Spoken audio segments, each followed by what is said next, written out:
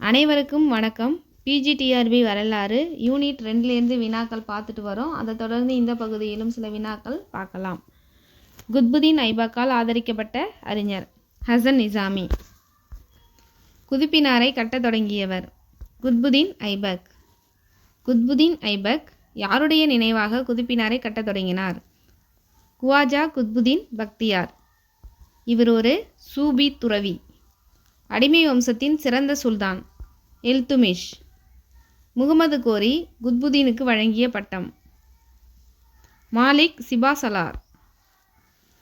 குத்புதீன் ஐபக்கால் கட்டப்பட்ட மசூதி குவாத் உல் குஸ்லாம் மஸ்ஜித். இது டெல்லியில் இருக்குது. இதுதான் இந்தியாவிலேயே பழமையான மசூதி. அடுத்து தாய் தின்கா சான்பரா அப்படிங்கிற மசூதியை கட்டியிருக்காது. இது எங்கே இருக்குன்னா காஷ்மீரில் இருக்குது.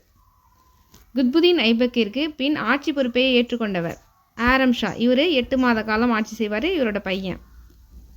அடுத்த ஆட்சிக்கு வரவர் தான் இல்துமிஷ். இல்துமிஷ் என்பதன் பொருள் அரசு காப்பாளன்.